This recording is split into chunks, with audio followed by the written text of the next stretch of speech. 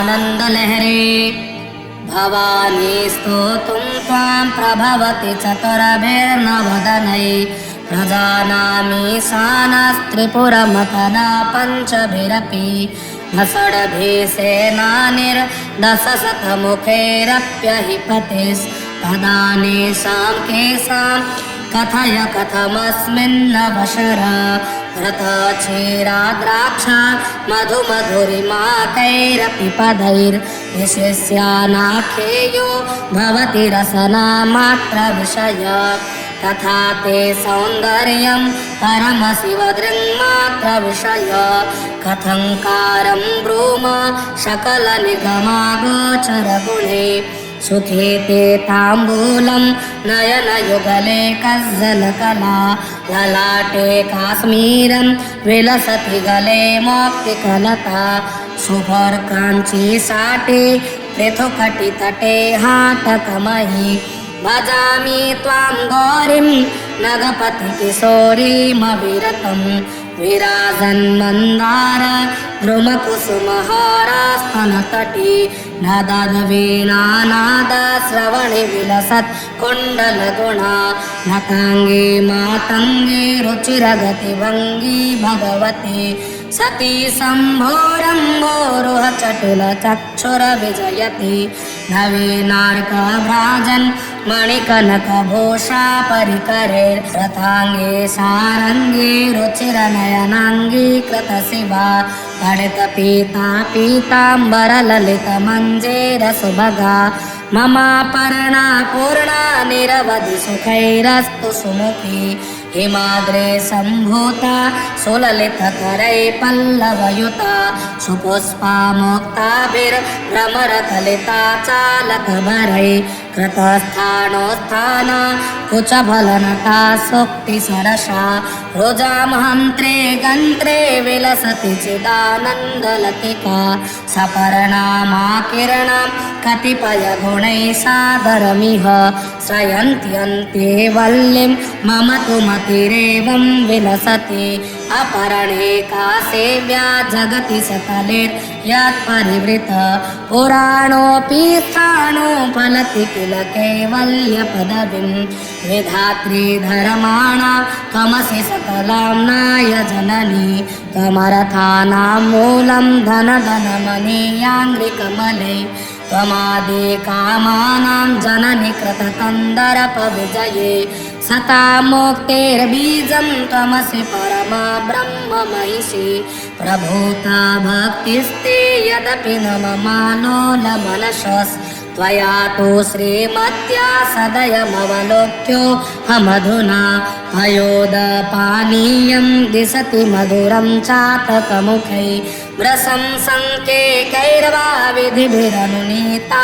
मम मति कृपापाङ्गालोकं वितरतरसा साधुचरिते न ते योक्तोपेक्षा मयि शरणदीक्षा मुपगते न चेदेष्टं गद्यादनुपदमहो कलपलतिका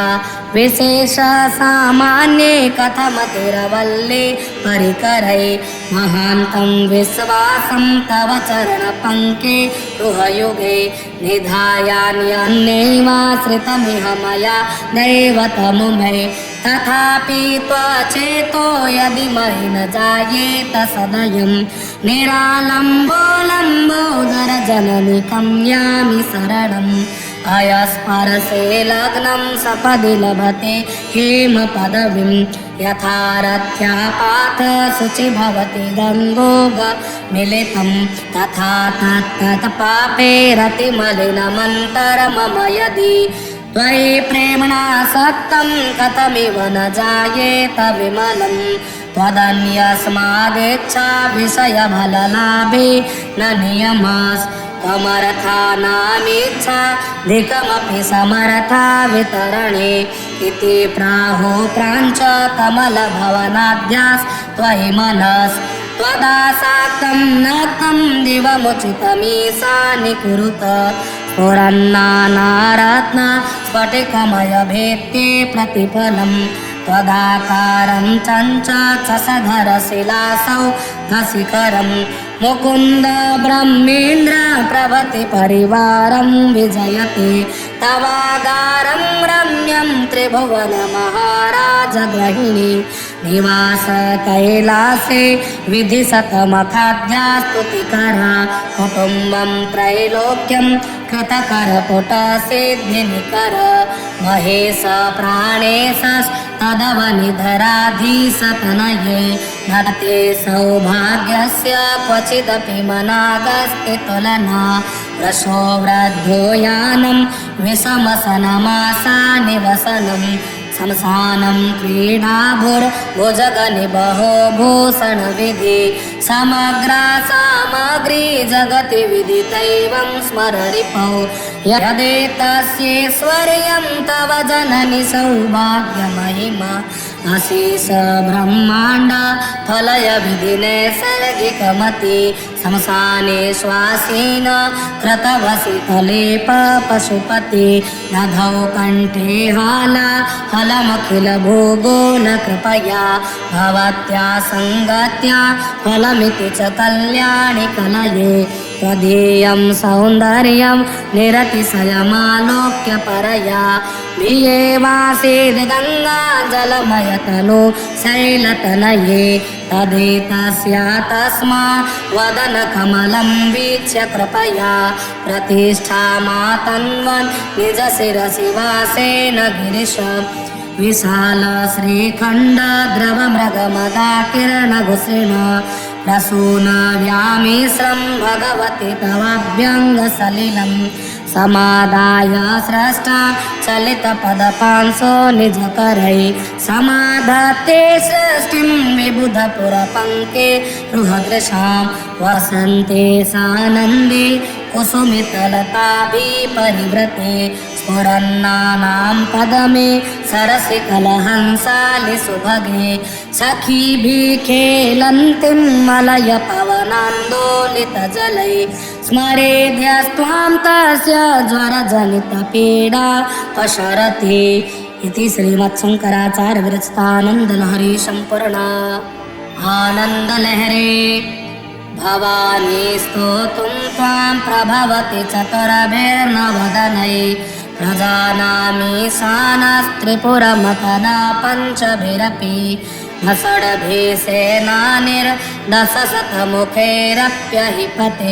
दशडभीसेनानिर्दशशतमुखैरप्यहिपतिस्तदानेषां केषां कथय कथमस्मिन्नवशर घृतक्षीराद्राक्षा मधुमधुरिमाकैरपि पदैर्विशिष्यानाख्येयो भवति रसनामात्रविषय तथा ते सौन्दर्यं परमशिवदृङ्मात्रविषय कथङ्कारं ब्रूम सकलनिगमागोचरगुणे सुखे ते ताम्बूलं नयनयुगले कज्जलकला ललाटे काश्मीरं विलसति गले मौक्तिकलता शुभर्काञ्चीसाटे पृथुकटितटे हाटकमयि भजामि त्वां गौरीं नगपतिकिशोरीमविरतं विराजन्मन्दार द्रुमकुसुमहारस्तनतटे नदद्वीणानादश्रवणे विलसत् कुण्डलगुणा नताङ्गे मातङ्गे रुचिरगतिभङ्गी भगवती सती शम्भोरम्भोरुहचटुलचक्षुरविजयति नवीनार्कभ्राजन् मणिकनकभूषा परिकरैर्रथाङ्गे सारङ्गे रुचिरनयनाङ्गी कृतशिवा तडितपीता पीताम्बरललितमञ्जेरसुभगा ममापर्णा पूर्णा निरवधि सुखैरस्तु सुमुखी हिमाद्रे सम्भूता सुललितकरै पल्लवयुता सुपुष्पा मुक्ताभिर्भ्रमरकलिता चालकभरै कृतस्थानोत्थान कुचफलनता सुक्तिसरसा रुजामहन्त्रे गन्त्रे विलसति चिदानन्दलतिका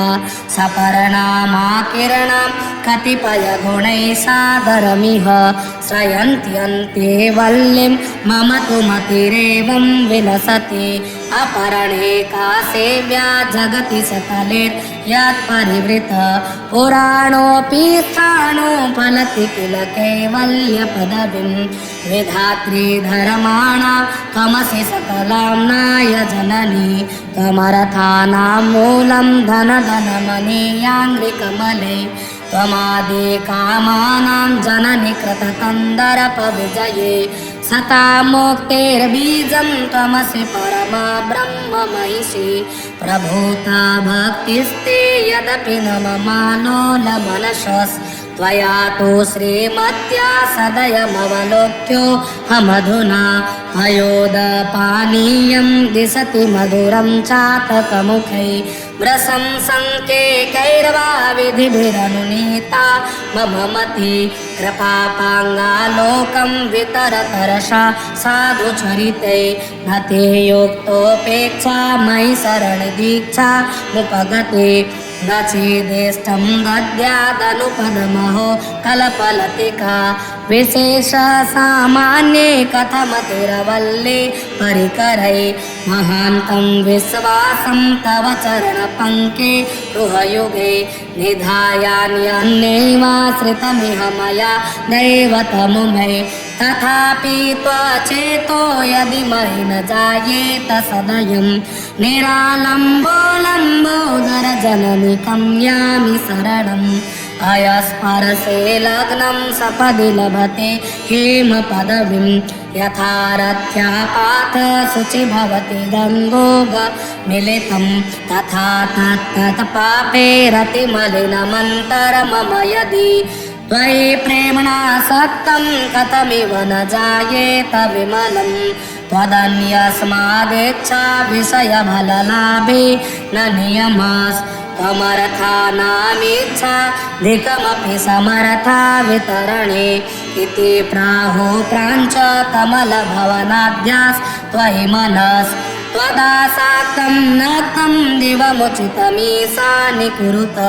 स्फुरन्नानारत्न स्फटिकमयभेत्ये प्रतिफलं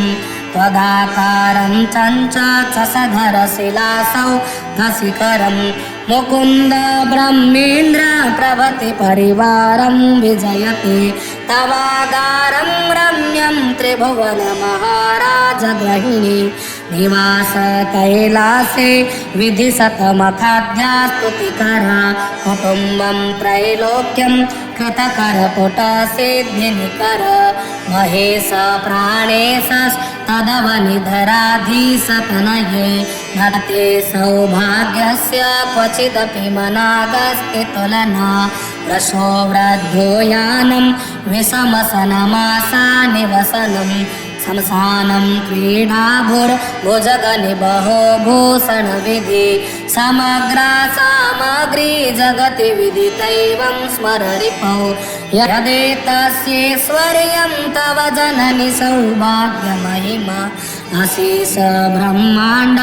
फलय विधिनैसर्गिकमति शमशाने श्वासेन कृतवसितलेप पशुपति दधौ कण्ठे हाला फलमखिल भोगो न कृपया भवत्या सङ्गत्या फलमिति च कल्याणि कलये त्वदीयं सौन्दर्यं निरतिशयमालोक्य परया भियेवासीद् गङ्गा जलमयतनु शैलतनये तदेतस्या तस्मात् वदनकमलं वीक्ष्य कृपया प्रतिष्ठामातन्वन् निजशिरसि वासेन गिरिश विशाल श्रीखण्ड द्रवमृगमदाकिरणघुसृण प्रसून व्यामिश्रं भगवति तवाभ्यङ्गसलिलं समादाय स्रष्टा चलितपदपांसो निजकरै समाधत्ते सृष्टिं विबुधपुरपङ्के रुहदृशां वसन्ते सानन्दे कुसुमितलताभिपरिवृते स्फुरन्नानां पदमे सरसि कलहंसालि सुभगे सखीभिः खेलन्तीं मलयपवनान्दोलितजलै स्मरेद्यस्त्वां तस्य ज्वरजनितपीडा पशरति इति श्रीमत्शङ्कराचार्यविरचितानन्दलहरी सम्पूर्णा। आनन्दलहरे भवानी स्तोतुं त्वां प्रभवति चतुरभिर्नवदनै प्रजानामीशानस्त्रिपुरमतना पञ्चभिरपि न षड्भिर्षेनानिर्दशशतमुखैरप्यहिपतिस्तदानीशां केशां कथय कथमस्मिन्नवशर घृतक्षीराद्राक्षा मधुमधुरिमाकैरपि पदैर्विशिष्यानाख्येयो भवति रसनामात्रविषय तथा ते सौन्दर्यं परमशिवदृङ्मात्रविषय कथंकारं ब्रूम सकलनिगमागोचरगुणे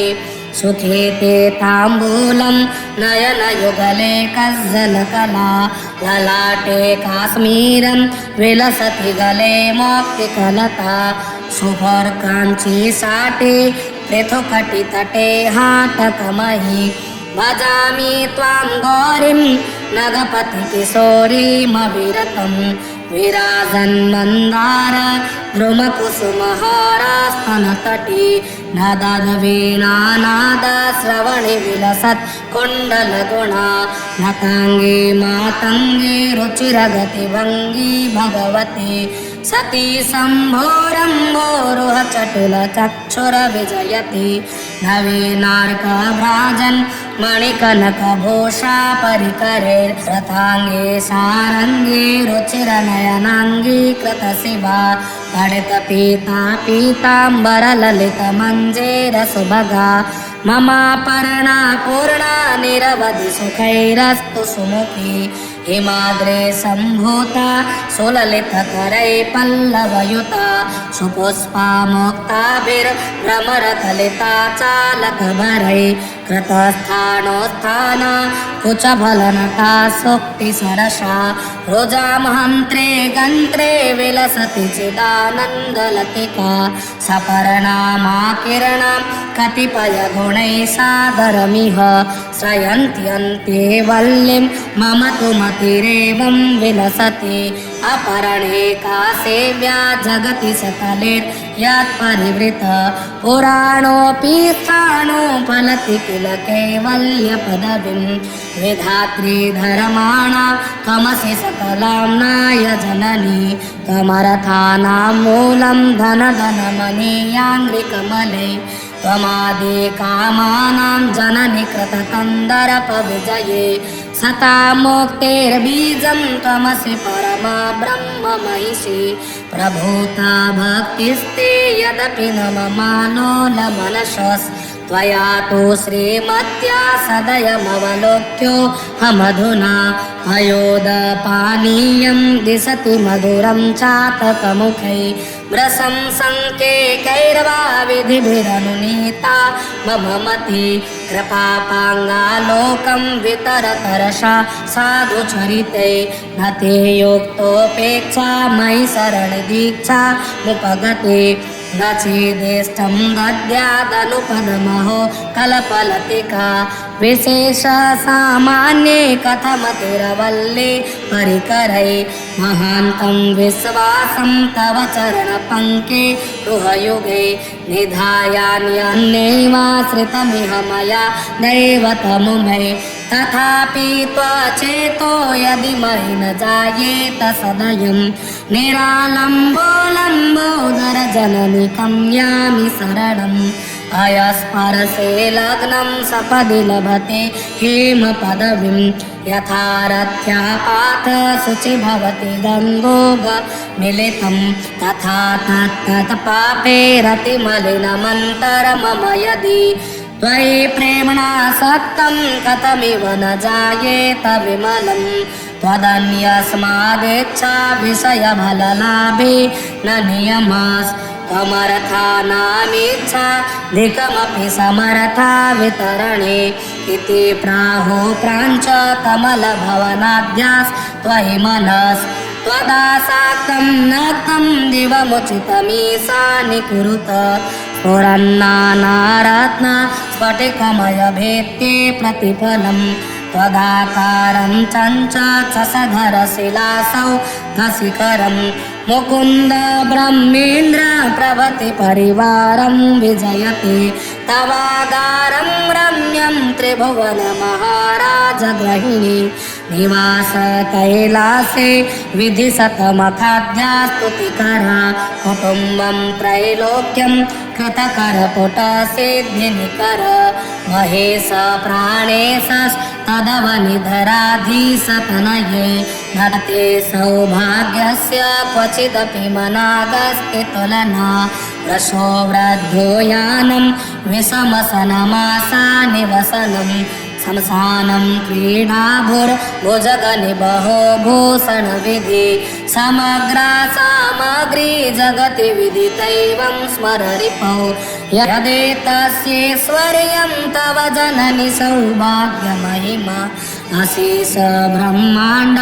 फलय विधिनैसर्गिकमति शमशाने श्वासेन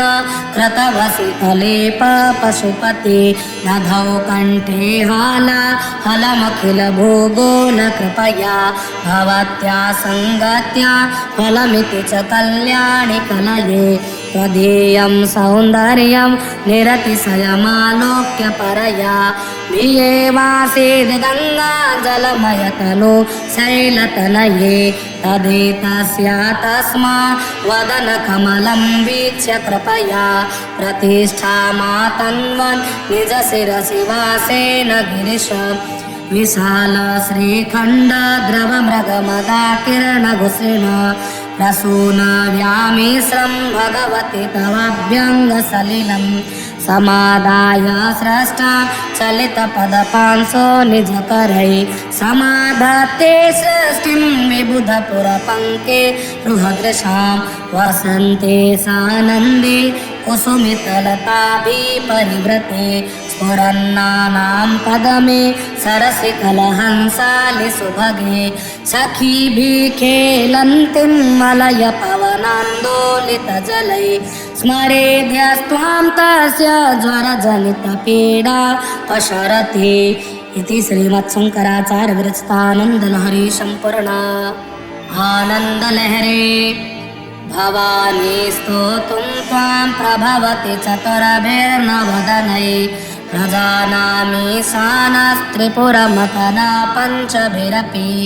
न षड्भिसेनानिर्दशशतमुखैरप्यहिपतिस्तदानेषां केषां कथय कथमस्मिन्नवशर घृतक्षीराद्राक्षा मधुमधुरिमाकैरपि पदैर्विशिष्यानाख्येयो भवति रसनामात्रविषय तथा ते सौन्दर्यं परमशिवदृङ्मात्रविषय कथङ्कारं ब्रूम सकलनिगमागोचरगुणे सुखे ते ताम्बूलं नयनयुगले कज्जलकला ललाटे काश्मीरं विलसति गले मौक्तिकलता सुभर्काञ्ची साटे पृथुकटितटे हाटकमयि भजामि त्वां गौरीं नगपतिकिशोरीमविरतं विराजन्मन्दार द्रुमकुसुमहारास्तनतटी नदद्वीणानादश्रवणि विलसत् कुण्डलगुणा नताङ्गे मातङ्गे रुचिरगतिभङ्गी भगवती सती शम्भोरम्भोरुहचटुलचक्षुरविजयति नवीनार्कव्राजन् मणिकनकभूषा परिकरे रथाङ्गे सारङ्गे रुचिरनयनाङ्गी कृतशिवा गणितपीता पीताम्बरललितमञ्जेरसुभगा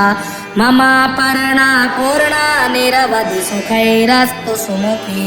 हिमाद्रे सम्भूता सुललितकरै पल्लवयुता सुपुष्पा मुक्ताभिर्भ्रमरकलिता चालकभरै कृतस्थानोत्थाना कुचफलनता सुक्तिसरसा रुजामहन्त्रे गन्त्रे विलसति चिदानन्दलतिका सपर्णामाकिरणां कतिपयगुणैः सादरमिह श्रयन्त्यन्ते वल्लीं मम तु मतिरेवं विलसति अपरणे का सेव्या जगति सकलेर्यत्परिवृत पुराणोऽपि स्थाणो फलति किल कैवल्यपदवीं विधात्री धर्माणां त्वमसि सकलाम्नाय जननी त्वमर्थानां मूलं धनधनमनीयाङ्घ्रिकमले त्वमादि कामानां जननि कृतकन्दर्पविजये सता मोक्तेर्बीजं त्वमसि परमा ब्रह्म महिषी प्रभूता भक्तिस्ते यदपि न ममालोलमनशस् त्वया तु श्रीमत्या सदयमवलोक्यो हमधुना पयोदपानीयं दिशति मधुरं चातकमुखै व्रसं संकेकैर्वा विधिभिरनुनीता मम मति कृपापाङ्गालोकं वितरतरसा साधुचरिते न ते योक्तोपेक्षा मयि शरणदीक्षा मुपगते न चेदेष्टं गद्यादनुपदमहो कलपलतिका विशेषसामान्ये कथमतिरवल्ले परिकरै महान्तं विश्वासं तव चरणपङ्के गृहयुगे निधायान्यन्यैवाश्रितमिह मया दैवतमुमे तथापि त्वचेतो यदि महि न जायेत सदयं निरालम्बो लम्बोदरजननि कम्यामि शरणम् अयस्परसे लग्नं सपदि लभते हेमपदवीं यथारथ्यापात शुचि भवति गङ्गोगमिलितं तथा तत्तत्पापे रतिमलिनमन्तरमम यदि त्वयि प्रेम्णा सक्तं कथमिव न जायेत विमलं त्वदन्यस्मादेच्छा विषयफललाभे न नियमास् त्वमर्थानामिच्छा धिकमपि समर्था वितरणे इति प्राहो प्राञ्च कमलभवनाद्यास्त्वयि मनस् त्वदासाक्तं नक्तं दिवमुचितमीशानि कुरुत पुरन्नानारत्न स्फटिकमयभेत्ये प्रतिफलम् त्वदाकारं चञ्चसधरशिलासौ शिखरं मुकुन्द ब्रह्मेन्द्र प्रभृति परिवारं विजयते तवागारं रम्यं त्रिभुवन महाराज गृहिणी निवास कैलासे विधिशतमखाद्या स्तुतिकरा कुटुम्बं त्रैलोक्यं कृतकरपुट सिद्धिनिकर महेश प्राणेश तदवनिधराधीशतनये नते सौभाग्यस्य क्वचिदपि मनागस्ति तुलना रसो वृद्धो यानं विषमसनमासानिवसनं शमशानं क्रीडाभुर्भुजगनिबहो भूषणविधि समग्रा सामग्री जगति विदितैवं स्मररिपौ यदेतस्यैश्वर्यं तव जननि सौभाग्यमहिमा अशेष ब्रह्माण्ड फलय विधिनैसर्गिकमति शमशाने श्वासेन कृतवसितलेप पशुपति दधौ कण्ठे हाला फलमखिल भोगो न कृपया भवत्या सङ्गत्या फलमिति च कल्याणि कलये त्वदीयं सौन्दर्यं निरतिशयमालोक्य परया भियेवासीद् गङ्गा जलमयतनु शैलतनये तदेतस्या तस्मात् वदनकमलं वीक्ष्य कृपया प्रतिष्ठामातन्वन् निजशिरसि वासेन गिरिश विशाल श्रीखण्ड द्रवमृगमदाकिरणघुसृण प्रसून व्यामिश्रं भगवति तवाभ्यङ्गसलिलं समादाय स्रष्टा चलितपदपांसो निजकरै समाधत्ते सृष्टिं विबुधपुरपङ्के रुहदृशां वसन्ते सानन्दे कुसुमितलताभिपरिवृते स्फुरन्नानां पदमे सरसि कलहंसालि सुभगे सखीभिः खेलन्तीं मलय पवनान्दोलितजलै स्मरेद्यस्त्वां तस्य ज्वरजनितपीडा पशरति इति श्रीमत्शङ्कराचार्यविरचितानन्दलहरी सम्पूर्णा। आनन्दलहरे भवानी स्तोतुं त्वां प्रभवति चतुरभिर्नवदनै प्रजानामीशानस्त्रिपुरमतना पञ्चभिरपि न षड्भिसेनानिर्दशशतमुखैरप्यहिपतिस्तदानीशां केशां कथय कथमस्मिन्नवशर रथक्षीराद्राक्षा मधुमधुरिमाकैरपि पदैर्विशिष्यानाख्येयो भवति रसनामात्रविषय तथा ते सौन्दर्यं परमशिवदृङ्मात्रविषय कथंकारं ब्रूम सकलनिगमागोचरगुणे सुखे ते ताम्बूलं नयनयुगले कज्जलकला ललाटे काश्मीरं विलसति गले मौक्तिकलता शुभर्काञ्चीसाटे पृथुकटितटे हाटकमहि भजामि त्वां गौरीं नगपतिकिशोरीमविरतं विराजन्मन्दार द्रुमकुसुमहारस्तनतटे नदवीणानादश्रवणे विलसत् कुण्डलगुणा नताङ्गे मातङ्गे रुचिरगतिभङ्गी भगवती सती शम्भोरम्भोरुहचटुलचक्षुरविजयति नवीनार्कभ्राजन् मणिकनकभूषा परिकरैर्रथाङ्गे सारङ्गे रुचिरनयनाङ्गी कृतशिवा तडितपीता पीताम्बरललितमञ्जेरसुभगा ममापर्णा पूर्णा निरवधि सुखैरस्तु सुमुखी हिमाद्रे सम्भूता सुललितकरै पल्लवयुता सुपुष्पा मुक्ताभिर्भ्रमरकलिता चालकभरै कृतस्थानोत्थाना कुचफलनटा सुक्तिसरसा रुजामहन्त्रे गन्त्रे विलसति चिदानन्दलतिका सपर्णामाकिरणां कतिपयगुणैः सादरमिह श्रयन्त्यन्ते वल्लीं मम तु मतिरेवं विलसति अपरणे का सेव्या जगति सकले यत्परिवृत पुराणोऽपि स्थाणोपलति किल कैवल्यपदवीं विधात्री धर्माणां त्वमसि सकलाम्नाय जननी त्वमर्थानां मूलं धनधनमनीयाङ्घ्रिकमले त्वमादिकामानां जननि कृतकन्दर्पविजये सता मुक्तेर्बीजं त्वमसि परमा ब्रह्ममहिषी प्रभूता भक्तिस्ते यदपि न ममालोलमनशस्त्वया तु श्रीमत्या सदयमवलोक्योऽहमधुना पयोदपानीयं दिशति मधुरं चातकमुखै व्रसं सङ्केकैर्वा विधिभिरनुनीता मम मति कृपापाङ्गालोकं वितरतरसा साधुचरिते न ते योक्तोपेक्षा मयि शरणदीक्षा मुपगते न चेदिष्टं दद्यादनुपदमहो कल्पलतिका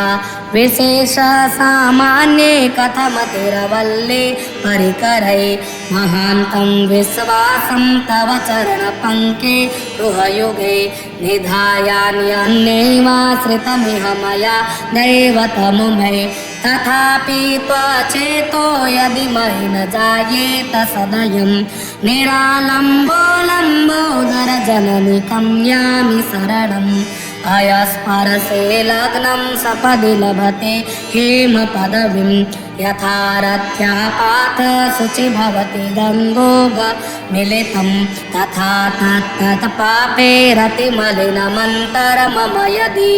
त्वयि प्रेम्णा सक्तं कथमिव न जायेत विमलं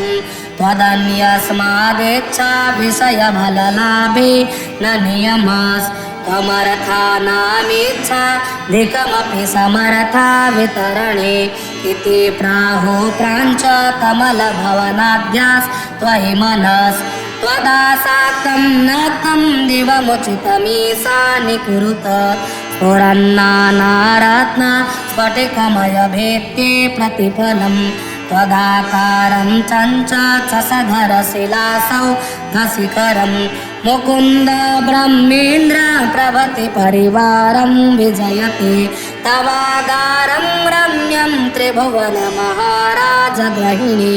निवास कैलासे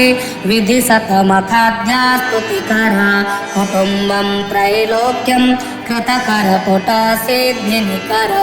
महेश प्राणेशस्तदवनिधराधीशतनये नते सौभाग्यस्य क्वचिदपि मनागस्ति तुलना रसो वृद्धो यानं विषमसनमासा निवसनं शमशानं क्रीडाभुर्भुजगनिबहो भूषणविधि समग्रा सामग्री जगति विदितैवं स्मररिपौ यदेतस्यैश्वर्यं तव जननि सौभाग्यमहिमा अशेष ब्रह्माण्ड फलय विधिने सर्गिकमति शमशाने श्वासेन कृतवसितलेप पशुपति नधौ कण्ठे हाला फलमखिल भोगो न कृपया भवत्या सङ्गत्या फलमिति च कल्याणि कलये त्वदीयं सौन्दर्यं निरतिशयमालोक्य परया भियेवासीद् गङ्गा जलमयतनु शैलतनये तदेतस्या तस्मात् वदनकमलं वीक्ष्य कृपया प्रतिष्ठामातन्वन् निजशिरसि वासेन गिरिश विशाल श्रीखण्ड द्रवमृगमदाकिरणघुषिण प्रसून व्यामिश्रं भगवति तवाभ्यङ्गसलिलं समादाय स्रष्टा चलितपदपांसो निजकरै समाधत्ते सृष्टिं विबुधपुरपङ्के रुहदृशां वसन्ते सानन्दे कुसुमितलताभिपरिवृते स्फुरन्नानां पदमे सरसि कलहंसालि सुभगे सखीभिः खेलन्तीं मलय पवनान्दोलितजलै स्मरेद्यस्त्वां तस्य ज्वरजनितपीडा पशरति इति श्रीमत्शङ्कराचार्य विरचितानन्दलहरी सम्पूर्णा आनन्दलहरी भवानी स्तोतुं त्वां प्रभवति चतुरभिर्नवदनै प्रजानामीशानस्त्रिपुरमतना पञ्चभिरपि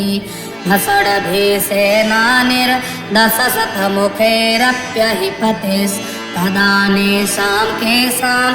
कथय कथमस्मिन्नवशर घृतक्षीराद्राक्षा मधुमधुरिमाकैरपि पदैर्विशिष्यानाख्येयो भवति रसनामात्रविषय तथा ते सौन्दर्यं परमशिवदृङ्मात्रविषय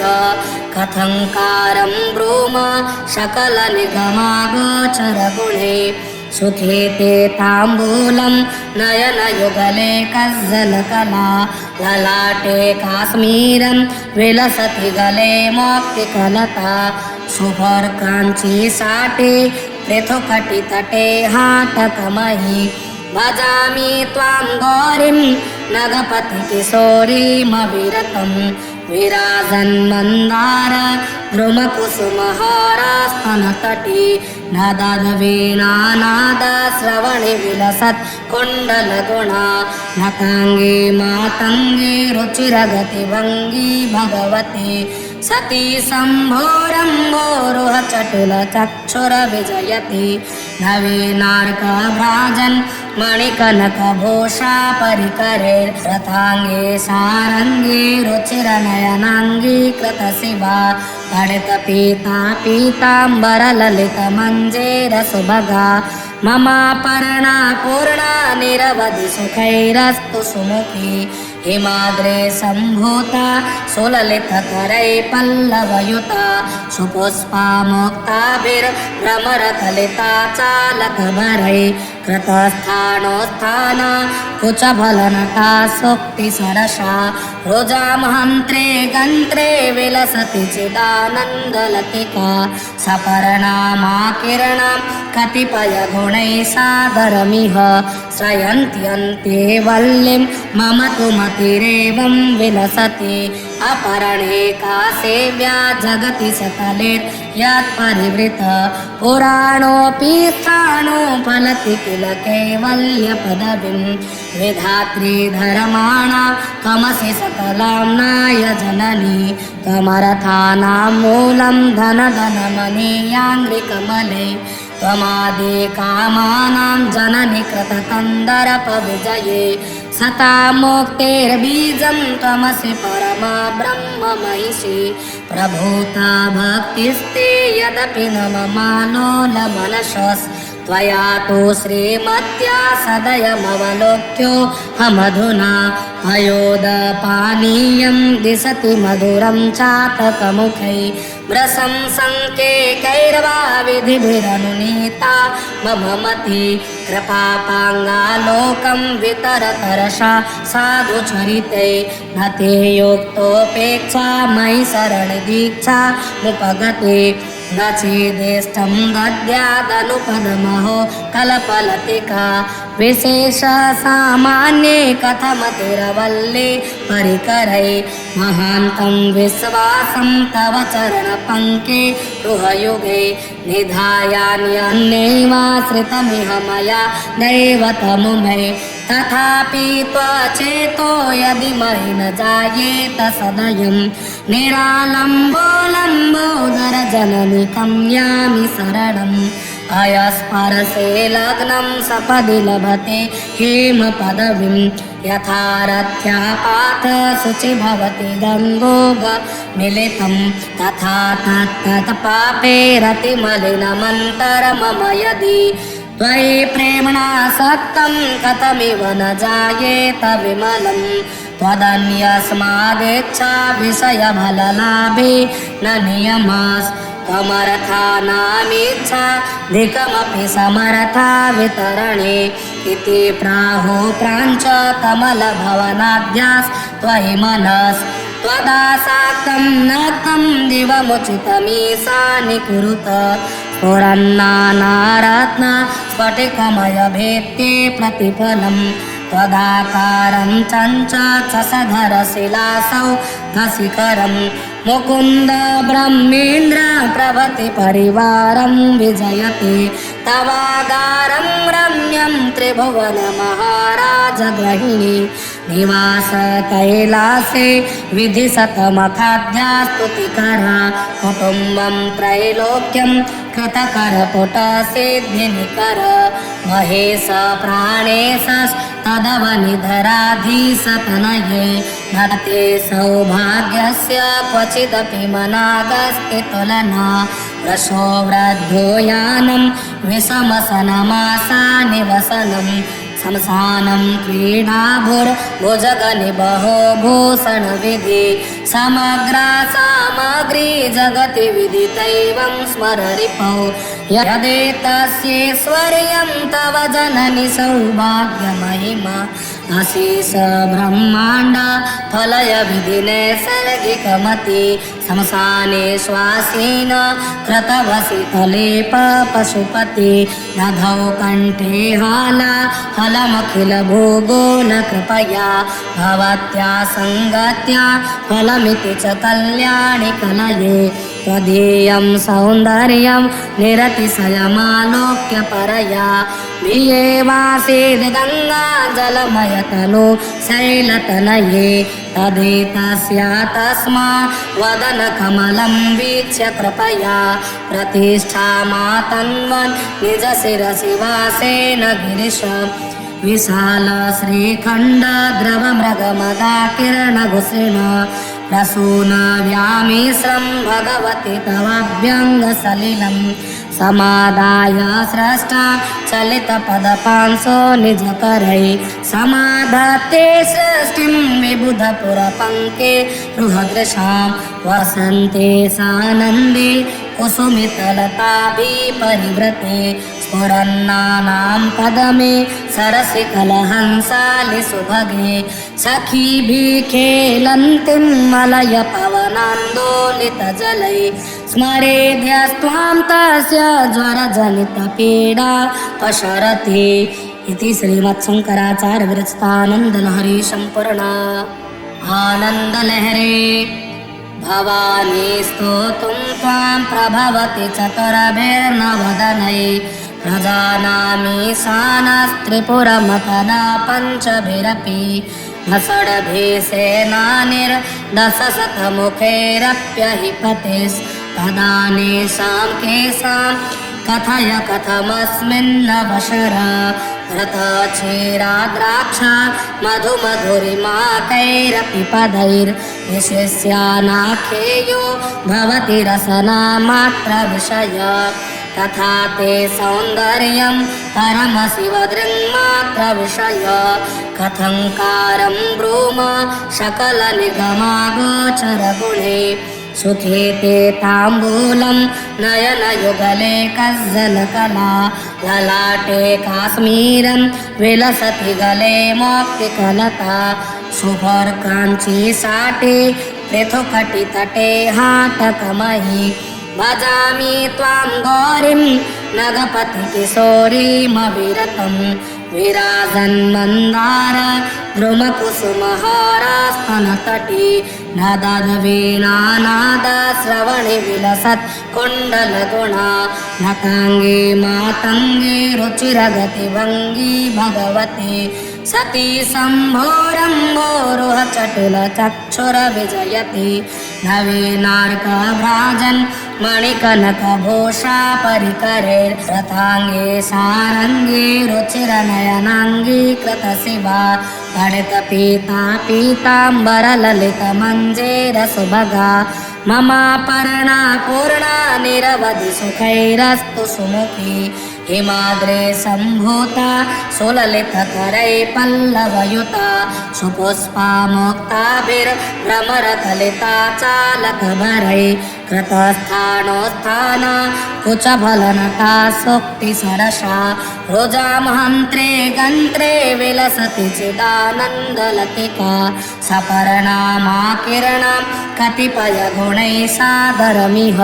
श्रयन्त्यन्ते वल्लीं मम तु मतिरेवं विलसति अपरणे का सेव्या जगति सकलेर्यत्परिवृत पुराणोऽपि स्थाणो फलति किल कैवल्यपदवीं विधात्री धर्माणां त्वमसि सकलाम्नाय जननी त्वमर्थानां मूलं धनधनमनीयाङ्घ्रिकमले त्वमादि कामानां जननि कृतकन्दर्पविजये सता मुक्तेर्बीजं त्वमसि परमा ब्रह्म महिषी प्रभूता भक्तिस्ते यदपि न ममालोलमनशस् त्वया तु श्रीमत्या सदयमवलोक्योऽहमधुना पयोदपानीयं दिशति मधुरं चातकमुखै व्रसं सङ्केकैर्वा विधिभिरनुनीता मम मति कृपापाङ्गालोकं वितरतरसा साधुचरिते न ते योक्तोपेक्षा मयि शरणदीक्षा मुपगते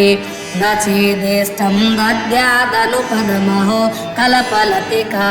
विशेषसामान्ये कथमतिरवल्ले परिकरै महान्तं विश्वासं तव चरणपङ्के रुहयुगे निधायान्यन्यैवाश्रितमिह मया दैवतमुमे तथापि त्वचेतो यदि महि न जायेत सदयं निरालम्बो लम्बोदरजननि कम्यामि शरणम् अयस्पर्शे लग्नं सपदि लभते हेमपदवीं यथारथ्यापात शुचि भवति गङ्गोगमिलितं तथा तत्तत्पापे रतिमलिनमन्तरमम यदि त्वयि प्रेम्णा सक्तं कथमिव न जायेत विमलं त्वदन्यस्मादेच्छा विषयफललाभे न नियमास् त्वमर्थानामिच्छा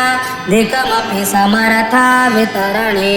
इति प्राहो प्राञ्च कमलभवनाद्यास्त्वयि मनस् त्वदासाक्तं नक्तं दिवमुचितमीशानि कुरुत स्फुरन्नानारत्न स्फटिकमयभेत्ये प्रतिफलं त्वदाकारं चञ्च सधरशिलासौ घशिखरं मुकुन्द ब्रह्मेन्द्र प्रभृति परिवारं विजयते तवागारं रम्यं त्रिभुवन महाराज गृहिणी निवास कैलासे विधिशतमखाद्या स्तुतिकरा कुटुम्बं त्रैलोक्यं कृतकर पुटसिद्धिनिकर महेश प्राणेशस्तदवनिधराधीशतनये नते सौभाग्यस्य क्वचिदपि मनागस्ति तुलना रसो वृद्धो यानं विषमसनमासा निवसनं शमशानं क्रीडाभुर्भुजगनिबहो भूषणविधि समग्रा सामग्री जगति विदितैवं स्मररिपौ यदेतस्यैश्वर्यं तव जननि सौभाग्यमहिमा अशेष ब्रह्माण्ड फलय विधिनैसर्गिकमति शमशाने श्वासेन कृतवसितलेप पशुपति नधौ कण्ठे हाला फलमखिल भोगो न कृपया भवत्या सङ्गत्या फलमिति च कल्याणि कलये त्वदीयं सौन्दर्यं निरतिशयमालोक्य परया वियेवासीद् गङ्गा जलमयतनु शैलतनये तदेतस्या तस्मात् वदनकमलं वीक्ष्य कृपया प्रतिष्ठामातन्वन् निजशिरसि वासेन गिरिश विशाल श्रीखण्ड द्रवमृगमदाकिरणघुसृण प्रसून व्यामिश्रं भगवति तवाभ्यङ्गसलिलं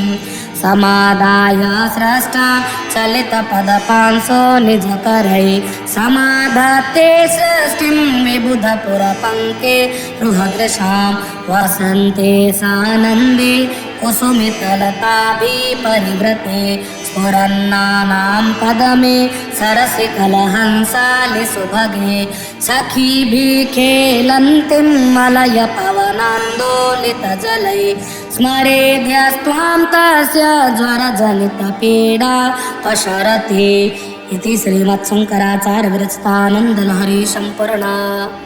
आनन्दलहरे भवानी स्तोतुं त्वां प्रभवति चतुरभिर्नवदनै प्रजानामीशानस्त्रिपुरमतना पञ्चभिरपि न षड्भिसेनानिर्दशशतमुखैरप्यहिपतिस्तदानेषां केषां कथय कथमस्मिन्न वशर घृतक्षीराद्राक्षा मधुमधुरिमाकैरपि पदैर्विशिष्यानाख्येयो भवति रसनामात्रविषय तथा ते सौन्दर्यं परमशिवदृङ्मात्रविषय कथंकारं ब्रूम सकलनिगमागोचरगुणे सुखे ते ताम्बूलं नयनयुगले कज्जलकला ललाटे काश्मीरं विलसति गले मौक्तिकलता शुभर्काञ्चीसाटे पृथुकटितटे हाटकमयि भजामि त्वां गौरीं नगपतिकिशोरीमविरतं विराजन्मन्दार द्रुमकुसुमहारस्तनतटी नदद्वीणानादश्रवणे विलसत् कुण्डलगुणा नताङ्गे मातङ्गे रुचिरगतिभङ्गी भगवती सती शम्भोरम्भोरुह चटुलचक्षुरविजयति नवीनार्कभ्राजन् मणिकनकभूषा परिकरैर्रथाङ्गे सारङ्गे रुचिरनयनाङ्गी कृतशिवा गणितपीता पीताम्बरललितमञ्जेरसुभगा ममापर्णा पूर्णा निरवधि सुखैरस्तु सुमुखी हिमाद्रे सम्भूता सुललितकरै पल्लवयुता सुपुष्पा मुक्ताभिर्भ्रमरकलिता चालकभरै कृतस्थानोत्थान कुचफलनटा सूक्तिसरसा रुजामहन्त्रे गन्त्रे विलसति चिदानन्दलतिका सपर्णामाकिरणं कतिपयगुणैः सादरमिह श्रयन्त्यन्ते वल्लीं मम तु मतिरेवं विलसति अपरणे का सेव्या जगति सकले यत्परिवृत पुराणोऽपि स्थाणो फलति किल कैवल्यपदवीं विधात्री धर्माणां त्वमसि सकलाम्नाय जननी त्वमर्थानां मूलं धनधनमनीयाङ्घ्रिकमले त्वमादि कामानां जननि कृतकन्दर्पविजये सता मुक्तेर्बीजं त्वमसि परमा ब्रह्म महिषी प्रभूता भक्तिस्ते यदपि न ममालोलमनशस् त्वया तु श्रीमत्या सदयमवलोक्यो हमधुना पयोदपानीयं दिशति मधुरं चातकमुखै प्रशंसङ्केकैर्वा विधिभिरनुनीता मम मति कृपापाङ्गालोकं वितरतरसा साधुचरिते न ते योक्तोपेक्षा मयि शरणदीक्षा मुपगते न चेदिष्टं दद्यादनुपदमहो कलपलतिका विशेष सामान्ये कथमतिरवल्ले परिकरै महान्तं विश्वासं तव चरणपङ्के गृहयुगे निधायान्यन्यैवाश्रितमिह मया दैवतमुमे तथापि त्वचेतो यदि मयि न जायेत सदयं निरालम्बोलम्बोदरजननिकं यामि शरणम्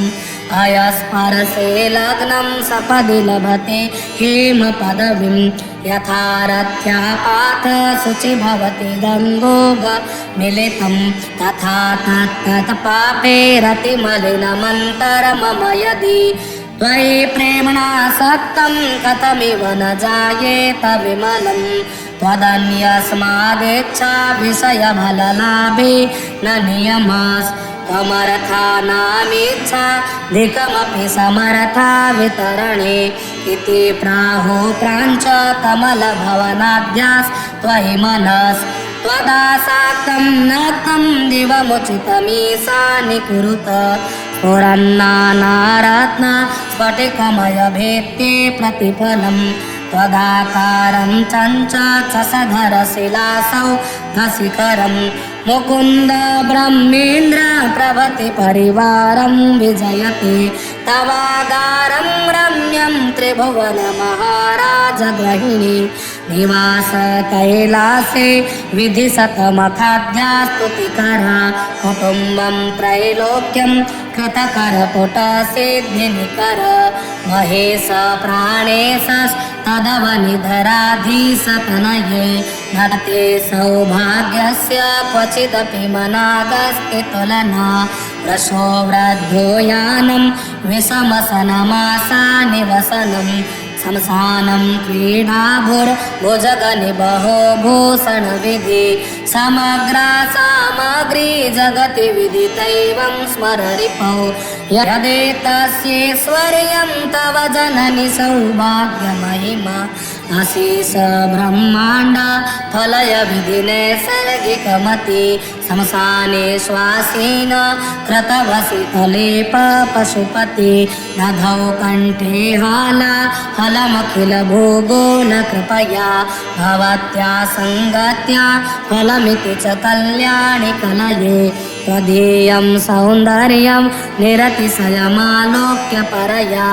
भियेवासीद् गङ्गा जलमयतनु शैलतनये तदेतस्या तस्मात् वदनकमलं वीक्ष्य कृपया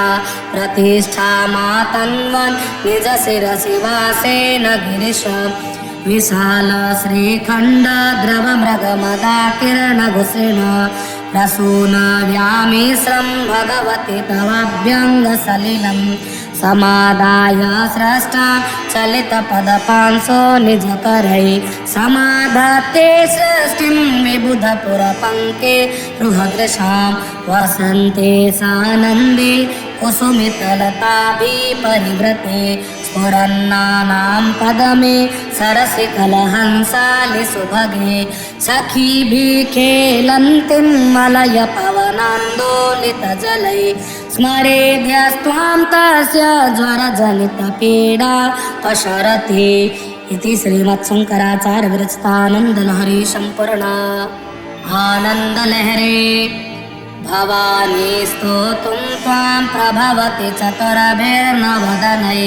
प्रजानामीशानस्त्रिपुरमथना पञ्चभिरपि दशडभिसेनानिर्दशशतमुखैरप्यहिपतिस्तदानीशां केशां कथय कथमस्मिन्नवशर घृतक्षीराद्राक्षा मधुमधुरिमाकैरपि पदैर्विशिष्यानाख्येयो भवति रसनामात्रविषय तथा ते सौन्दर्यं परमशिवदृङ्मात्रविषय कथंकारं ब्रूम सकलनिगमागोचरगुणे सुखे ते ताम्बूलं नयनयुगले कज्जलकला ललाटे काश्मीरं विलसति गले मौक्तिकलता शुभर्काञ्ची साटे पृथुकटितटे हाटकमयि भजामि त्वां गौरीं नगपतिकिशोरीमविरतं विराजन्मन्दार द्रुमकुसुमहारास्तनतटे नदद्वीणानादश्रवणे विलसत् कुण्डलगुणा नताङ्गे मातङ्गे रुचिरगतिभङ्गी भगवती सती शम्भोरम्भोरुह चटुलचक्षुरविजयति नवीनार्कभ्राजन् मणिकनकभूषा परिकरे रथाङ्गे सारङ्गे रुचिरनयनाङ्गी कृतशिवा तडितपीता पीताम्बरललितमञ्जेरसुभगा ममापर्णा पूर्णा निरवधि सुखैरस्तु सुमुखी हिमाद्रे सम्भूता सुललितकरै पल्लवयुता सुपुष्पा मुक्ताभिर्भ्रमरकलिता चालकभरै कृतस्थानोत्थाना कुचफलनता सूक्तिसरसा रुजामहन्त्रे गन्त्रे विलसति चिदानन्दलतिका सपर्णामाकिरणां कतिपयगुणैः सादरमिह श्रयन्त्यन्ते वल्लीं मम तु मतिरेवं विलसति अपरणे का सेव्या जगति सकलेर्यत्परिवृत पुराणोऽपि स्थाणो फलति किल कैवल्यपदवीं विधात्री धर्माणां त्वमसि सकलाम्नाय जननी त्वमर्थानां मूलं धनधनमनीयाङ्घ्रिकमले त्वमादि कामानां जननि कृतकन्दर्पविजये सता मुक्तेर्बीजं त्वमसि परमा ब्रह्म महिषी प्रभूता भक्तिस्ते यदपि न ममालोलमनशस् त्वया तु श्रीमत्या सदयमवलोक्योऽहमधुना पयोदपानीयं दिशति मधुरं चातकमुखै व्रसं सङ्केकैर्वा विधिभिरनुनीता मम मति कृपापाङ्गालोकं वितरतरसा साधुचरिते न ते योक्तोपेक्षा मयि शरणदीक्षा मुपगते न चेदेष्टं दद्यादनुपदमहो कलपलतिका विशेषसामान्ये कथमतिरवल्ले परिकरै महान्तं विश्वासं तव चरणपङ्के गृहयुगे निधायान्यन्यैवाश्रितमिह मया दैवतमुमे तथापि त्वचेतो यदि मयि न जायेत सदयं निरालम्बोलम्बोदरजननि कम्यामि शरणम् अयस्पर्शे लग्नं सपदि लभते हेमपदवीं यथा रथ्यापात शुचि भवति गङ्गोगमिलितं तथा तत्तत्पापे रतिमलिनमन्तरमम यदि त्वयि प्रेम्णा सक्तं कथमिव न जायेत विमलं त्वदन्यस्मादेच्छा विषयफललाभे न नियमस् त्वमर्थानामिच्छा धिकमपि समर्था वितरणे इति प्राहो प्राञ्च कमलभवनाद्यास्त्वयि मनस् त्वदासाक्तं नक्तं दिवमुचितमीशानि कुरुत स्फुरन्नानारत्न स्फटिकमयभेत्ये प्रतिफलं त्वदाकारं चञ्चक्षसधरशिलासौ भसिकरं मुकुन्द ब्रह्मेन्द्र प्रभृति परिवारं विजयते तवागारं रम्यं त्रिभुवनमहाराजगृहिणी निवास कैलासे विधिशतमखाद्या स्तुतिकरा कुटुम्बं त्रैलोक्यं कृतकरपुटसिद्धिनिकर महेश प्राणेशस्तदवनिधराधीशतनये नते सौभाग्यस्य क्वचिदपि मनागस्ति तुलना रसो वृद्धो यानं विषमसनमासा निवसनं शमशानं क्रीडाभुर्भुजगनिबहो भूषणविधि समग्रा सामग्री जगति विदितैवं स्मररिपौ यदेतस्यैश्वर्यं तव जननि सौभाग्यमहिमा अशेष ब्रह्माण्ड फलय विधिनैसर्गिकमति शमशाने श्वासेन कृतवसितलेप पशुपति दधौ कण्ठे हाला फलमखिल भूगोल कृपया भवत्या सङ्गत्या फलमिति च कल्याणि कलये त्वदीयं सौन्दर्यं निरतिशयमालोक्य परया भियेवासीद् गङ्गा जलमयतनु शैलतनये तदेतस्या तस्मा वदनकमलं वीक्ष्य कृपया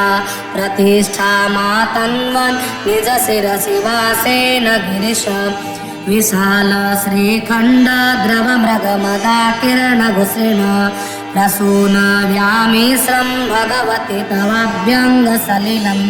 समादाय स्रष्टा चलितपदपांसो निजकरै समाधत्ते सृष्टिं विबुधपुरपङ्के रुहदृशां वसन्ते सानन्दे कुसुमितलताभिपरिवृते स्फुरन्नानां पदमे सरसि कलहंसालि सुभगे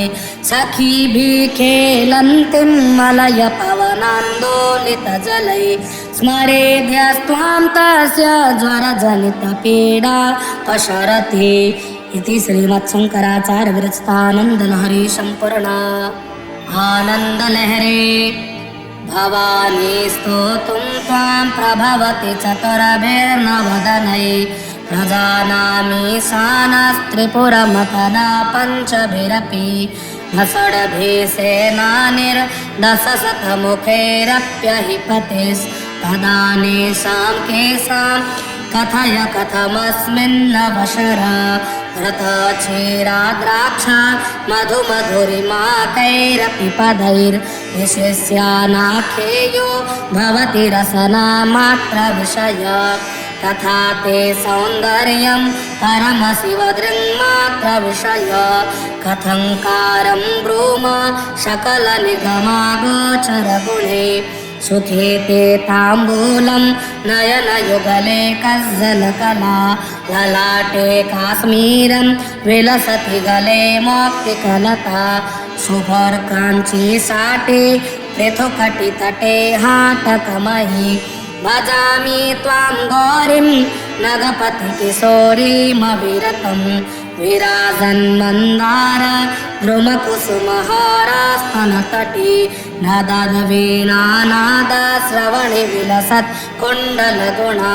नताङ्गे मातङ्गे रुचिरगतिभङ्गी भगवती सती शम्भोरम्भोरुहचटुलचक्षुरविजयति नवीनार्कव्राजन् मणिकनकभूषा परिकरे रथाङ्गे सारङ्गे रुचिरनयनाङ्गी कृतशिवा गणितपीता पीताम्बरललितमञ्जेरसुभगा ममापर्णा पूर्णा निरवधि सुखैरस्तु सुमुखी हिमाद्रे सम्भूता सुललितकरै पल्लवयुता सुपुष्पा मुक्ताभिर्भ्रमरकलिता चालकभरै कृतस्थानोत्थाना कुचफलनटा सूक्तिसरसा रुजामहन्त्रे गन्त्रे विलसति चिदानन्दलतिका सपर्णामाकिरणां कतिपयगुणैः सादरमिह श्रयन्त्यन्ते वल्लीं मम तु मतिरेवं विलसति अपरणेका सेव्या जगति सकलेर्यत्परिवृत पुराणोऽपि स्थाणो फलति किल कैवल्यपदवीं विधात्री धर्माणां त्वमसि सकलाम्नाय जननी त्वमर्थानां मूलं धनमनीयाङ्घ्रिकमले त्वमादि कामानां जननि कृतकन्दर्पविजये सता मोक्तेर्बीजं त्वमसि परमा ब्रह्म महिषी प्रभूता भक्तिस्ते यदपि न ममालोलमनशस् त्वया तु श्रीमत्या सदयमवलोक्यो हमधुना पयोदपानीयं दिशति मधुरं चातकमुखै प्रशंसङ्केकैर्वा विधिभिरनुनीता मम मति कृपापाङ्गालोकं वितरतरसा साधुचरिते न ते योक्तोपेक्षा मयि शरणदीक्षा मुपगते न चेदिष्टं गद्यादनुपदमहो कलपलतिका विशेषसामान्ये कथमतिरवल्ले परिकरै महान्तं विश्वासं तव चरणपङ्के गृहयुगे निधायान्यन्यैवाश्रितमिह मया दैवतमुमे तथापि त्वचेतो यदि महि न जायेत सदयं निरालम्बो लम्बोदरजननि कम्यामि शरणम् अयस्पर्शे लग्नं सपदि लभते हेमपदवीं यथारथ्यापात शुचि भवति गङ्गोगमिलितं तथा तत्तत्पापे रतिमलिनमन्तरमम यदि त्वयि प्रेम्णा सक्तं कथमिव न जायेत विमलं त्वदन्यस्मादेच्छा विषयफललाभे न नियमास् त्वमर्थानामिच्छा धिकमपि समर्था वितरणे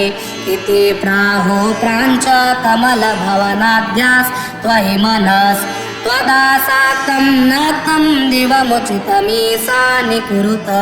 स्फुरन्नानारत्न स्फटिकमयभेत्ये प्रतिफलं त्वदाकारं चञ्चसधरशिलासौ धशिखरं मुकुन्द ब्रह्मेन्द्र प्रभृति परिवारं विजयते तवागारं रम्यं त्रिभुवनमहाराजगृहिणी निवास कैलासे विधिशतमखाद्यास्तुतिकरा कुटुम्बं त्रैलोक्यं कृतकरपुटसिद्धिनिकर महेश प्राणेशस्तदवनिधराधीशतनये नते सौभाग्यस्य क्वचिदपि मनागस्ति तुलना रसो वृद्धो यानं विषमसनमासानिवसनं शमशानं क्रीडाभुर्भुजगनिबहो भूषणविधि समग्रा सामग्री जगति विदितैवं स्मररिपौ यदेतस्यैश्वर्यं तव जननि सौभाग्यमहिमा अशेष ब्रह्माण्ड फलय विधिनैसर्गिकमति शमशाने श्वासेन कृतवसितलेप पशुपति दधौ कण्ठे हाला फलमखिल भोगो न कृपया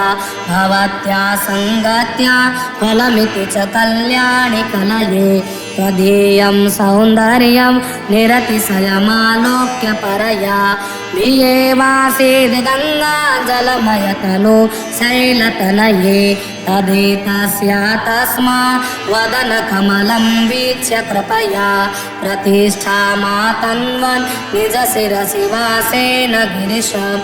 विशाल श्रीखण्ड द्रवमृगमदाकिरणघुसृण प्रसून व्यामिश्रं भगवति तवाभ्यङ्गसलिलं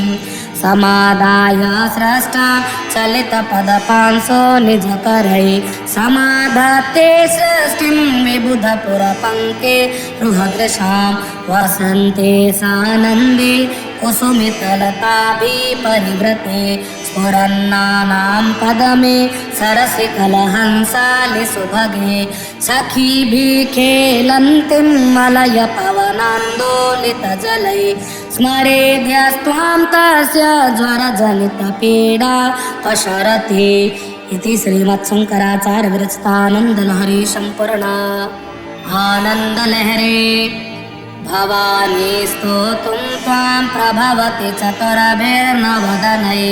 प्रजानामीशानस्त्रिपुरमतना पञ्चभिरपि न षड्भिसेनानिर्दशशतमुखैरप्यहिपतिस्तदानीशां केशां कथय कथमस्मिन्नवशर घृतक्षीराद्राक्षा मधुमधुरिमाकैरपि पदैर्विशिष्यानाख्येयो भवति रसनामात्रविषय तथा ते सौन्दर्यं परमशिवदृङ्मात्रविषय कथंकारं ब्रूम सकलनिगमागोचरगुणे सुखे ते ताम्बूलं नयनयुगले कज्जलकला ललाटे काश्मीरं विलसति गले मौक्तिकलता शुभर्काञ्ची साटे पृथुकटितटे हाटकमयि भजामि त्वां गौरीं नगपतिकिशोरीमविरतं विराजन्मन्दार द्रुमकुसुमहारास्तनतटी नदवीणानादश्रवणि विलसत् कुण्डलगुणा नताङ्गी मातङ्गी रुचिरगतिभङ्गी भगवती सती शम्भोरम्भोरुहचटुलचक्षुरविजयति नवीनार्कभ्राजन् मणिकनकभूषा परिकरैर्रथाङ्गे सारङ्गे रुचिरनयनाङ्गी कृतशिवा गणितपीता पीताम्बरललितमञ्जेरसुभगा ममापर्णा पूर्णा निरवधि सुखैरस्तु सुमुखी हिमाद्रे सम्भूता सुललितकरै पल्लवयुता सुपुष्पा मुक्ताभिर्भ्रमरकलिता चालकभरै कृतस्थानोत्थाना कुचफलनता सुक्तिसरसा रुजामहन्त्रे गन्त्रे विलसति चिदानन्दलतिका सपर्णामाकिरणां कतिपयगुणैः सादरमिह श्रयन्त्यन्ते वल्लीं मम तु मतिरेवं विलसति अपरणे का सेव्या जगति सकलेर्यत्परिवृत पुराणोऽपि स्थाणोपलति किल कैवल्यपदवीं विधात्री धर्माणां त्वमसि सकलाम्नाय जननी त्वमर्थानां मूलं धनधनमनीयाङ्घ्रिकमले त्वमादि कामानां जननि कृतकन्दर्पविजये सता मुक्तेर्बीजं त्वमसि परमा ब्रह्म महिषी प्रभूता भक्तिस्ते यदपि न ममालोलमनशस् त्वया तु श्रीमत्या सदयमवलोक्योऽहमधुना पयोदपानीयं दिशति मधुरं चातकमुखै व्रसं सङ्केकैर्वा विधिभिरनुनीता मम मति कृपापाङ्गालोकं वितरतरसा साधुचरिते न ते योक्तोपेक्षा मयि शरणदीक्षा मुपगते न चेदिष्टं दद्यादनुपदमहो कलपलतिका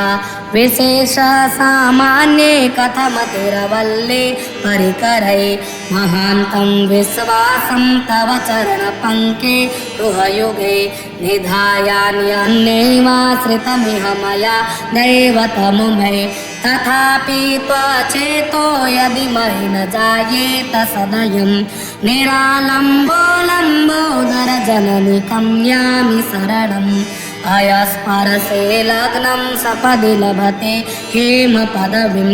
यथारथ्यापाथ शुचि भवति गङ्गोगमिलितं तथा तत्तत्पापे रतिमलिनमन्तरमम यदि त्वयि प्रेम्णा सक्तं कथमिव न जायेत विमलं त्वदन्यस्मादिच्छा विषयफललाभे न नियमस् त्वमर्थानामिच्छा धिकमपि समर्था वितरणे इति प्राहो प्राञ्च कमलभवनाद्यास्त्वयि मनस् त्वदासाक्तं नक्तं दिवमुचितमीशानि कुरुत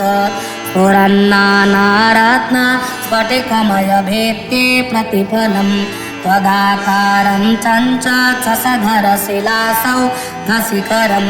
मुकुन्द ब्रह्मेन्द्र प्रभृति परिवारं विजयते तवागारं रम्यं त्रिभुवनमहाराजगृहिणी निवास कैलासे विधिशतमखाद्यास्तुतिकरा कुटुम्बं त्रैलोक्यं कृतकरपुटसिद्धिनिकर महेश प्राणेशस्तदवनिधराधीशतनये नते सौभाग्यस्य क्वचिदपि मनागस्ति तुलना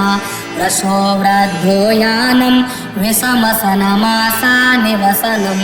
शमशानं क्रीडाभुर्भुजगनिबहो भूषणविधि समग्रा सामग्री जगति विदितैवं स्मररिपौ यदेतस्यैश्वर्यं तव जननि सौभाग्यमहिमा अशेष ब्रह्माण्ड फलय विधि नैसर्गिकमति शमशाने श्वासेन कृतवसि कलेप पशुपति नधौ कण्ठे हाला फलमखिल भोगो न कृपया भवत्या सङ्गत्या फलमिति च कल्याणि कलये त्वदीयं सौन्दर्यं निरतिशयमालोक्य परया